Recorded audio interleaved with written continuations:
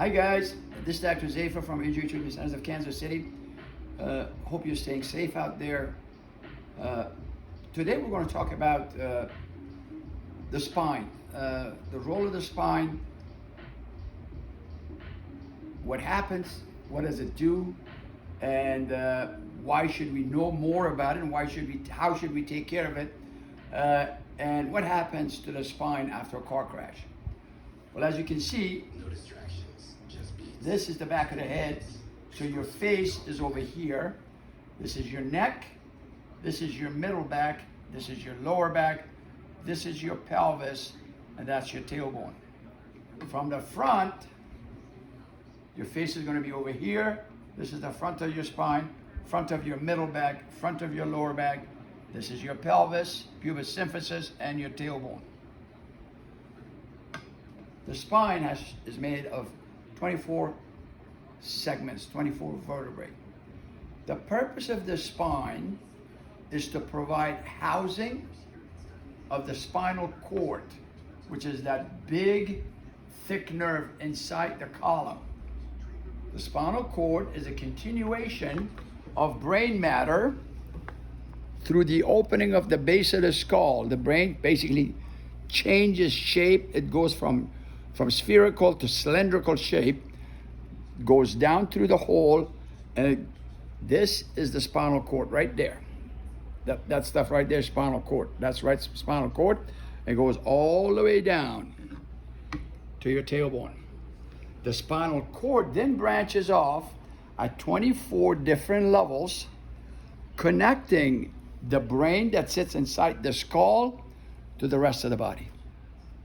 For example, the top two nerves that come out of the spine, the majority of these fibers loop underneath the skull, goes through the hole, back and connects to the brainstem, regulates chemical and vascular or blood supply activity to the brainstem.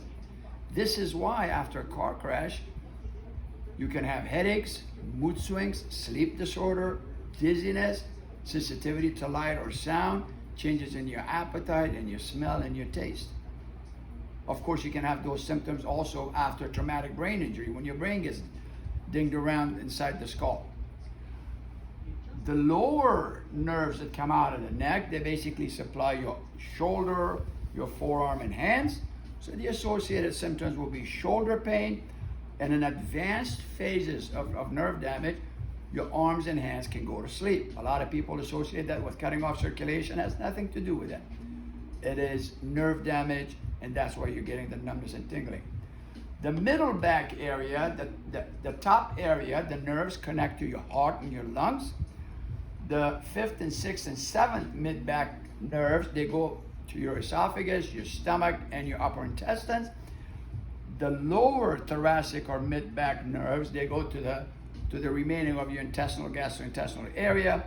The lower back nerves connect to your genitourinary. So, if you have been in a car accident over 10 miles an hour, there's 75 to 90% chance that your spine was injured. And there's at least 70% chance that your spinal nerves were injured. So if the nerve gets injured, if this nerve gets injured, wherever that nerve goes to causes problems. There's malfunction, and there's disorder, and there's disease in progress. For example, if the second nerve that goes to your heart, that nerve is injured, do you think your heart is then going to be regulated by the brain flawlessly? Of course not. The heart will begin to malfunction. Sometimes it recovers from it automatically. Sometimes it needs treatment. This is what I'm trying to say.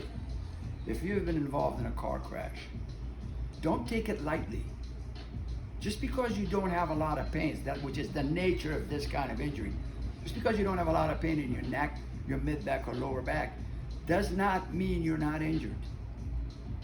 Just because you don't have any headache or let's say dizziness, does not mean that you did not sustain traumatic injury to the brain or traumatic injury to your upper nerve. Research shows over 70% of these crashes have silent injuries and hidden injuries. Hidden injuries, that means most likely, especially the first 6 months, You're not going to be able to find it on an MRI or X-ray. It needs to be examined. It needs to be looked for by specialists, guys like me.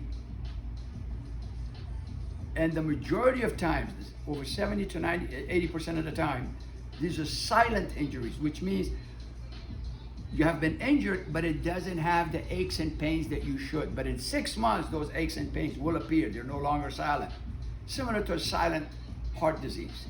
You have the heart disease, but you haven't had the heart attack yet. Just because you haven't had the heart attack doesn't mean you don't have the disease, correct?